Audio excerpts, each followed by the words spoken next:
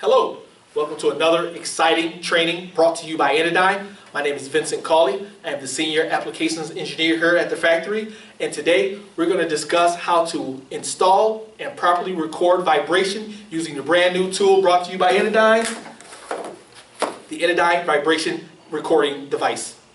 So you received this in the mail. Let's go through what's in the kit. First of all, we have the ENI-VIBE device itself inside the case. We have imperial and metric mounting screws. We have the charging cord. And lastly, we have two components inside the plastic here. We have one, the USB device. And number two, we have the micro USB recorder. And we'll talk about those shortly.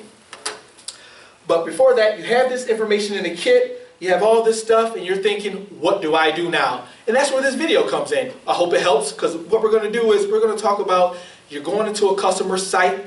Most customers don't know what vibration they have. They just know that they have a problem. And that's where we come in at to start properly recording vibration so that we can come up with a vibration isolation system for their application. So remember, keep in mind, there's always three components to an isolation application. Number one is the equipment that we're trying to protect. Number two is the vibration source itself. And number three is the isolation system. That number three, the third component, the isolation system, that's what we're looking to configure. And we're going to do that using the ENI-VIBE device. So now before we get to that, that's why we're going to use the device. Before we get to that, we need to know how to set up the recording. And what we call that the configuration text file. This is very important first step before anything is mounted, before anything is recorded. We need to record, we need to create that configuration text file. Now, on this USB flash drive, it contains the documents of the starting guide, and we also have the application worksheet. I'll start first with the starting guide, or what we call the quick start guide. If you pop open that PDF document that's contained on this USB drive, it'll walk you through step by step of how to create that configuration text file. Again, it's a very important file. Nothing else operates without that text file being created. But first, how you would create that, you need to remove the USB, the micro USB disk that's in here, pop it out. You can either insert this directly into the laptop itself, or you can insert that into the micro USB reader and then connect it to the laptop. So those are the steps of how to get this connected to your laptop for creating that configuration text file. As I pop this back in, good to go. Now that's back to where we can do recordings with that. So now we create our configuration text file. Again, pop open the PDF, walk through the step-by-step process of how to create that configuration text file. And then once you go through that, once the configuration text file is created, you are good to go. So now we move on mounting, because mounting is very important. As you can see, it will be necessary to create the documentation to do that as well. So first step, identifying the vibration source. Again, we have our handy dandy Enidine vibration table. You may have seen it at demo units all over the country. We're going to still use the same demonstration table, but in a different context. So just to give you a startup, that's going to be our vibration source. Now that source can be, in this case, it can be a pump, it can be a motor, it can be an engine, it can be an operation that's occurring down the aisle. It still affects whatever customer's equipment that they have, and they still need vibration isolation. So that's going to be step one. That's our input.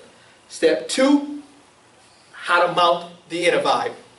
So now the vibration is coming upward. So for example, to mount the ENI-VIBE such as this, that wouldn't be pertinent and wouldn't give us the important information that we need in all three axes to determine what the vibration is occurring. So we need to mount the ENI-VIBE face up. And again, on the back of this, there are magnets. You can see there are 4 corners. They'll come with the unit already. You can use those magnets to mount to a metallic magnetic surface, or you can use the screws, you can use double-sided tape, you can use zip ties, or whatever you have at your disposal to firmly secure that ENI-VIBE unit to the table. So with that, we have it mounted in the orientation that we need. Next step is documentation. This is also a very important step. What was that first very important step?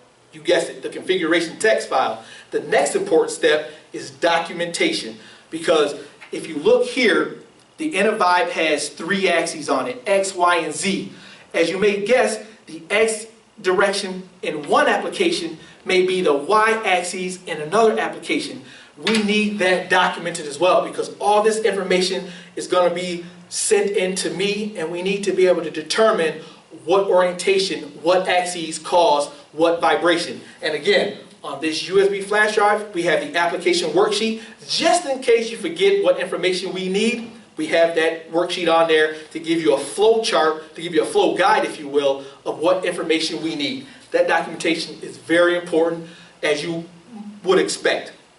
So again, that documentation can be a photo, it can be videos, it can be handwritten notes, it can be a typed Word or PDF document, whatever method you use to get as much detail as you can, the better. Because it just helps us with the analysis. It saves us going back and forth between emails and phone calls. We can have it all in one spot, all ready to analyze and get that recommendation for your customer. So again, we created the configuration text file.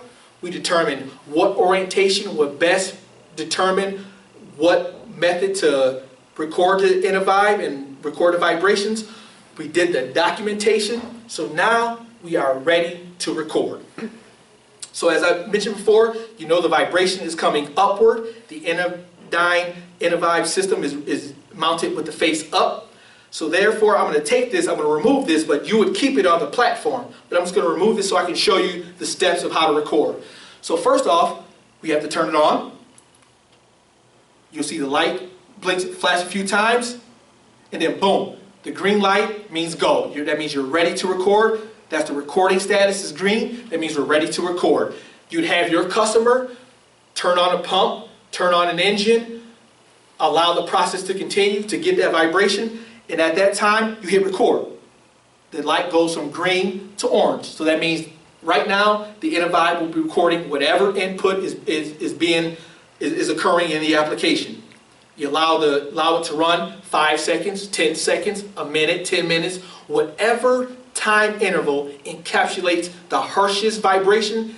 That's what we need to record, because that's what's causing your customer the most problems, and that's what we need to protect the system. That's what we need to protect the equipment from. So once you're done recording, hit record again, the light flashes,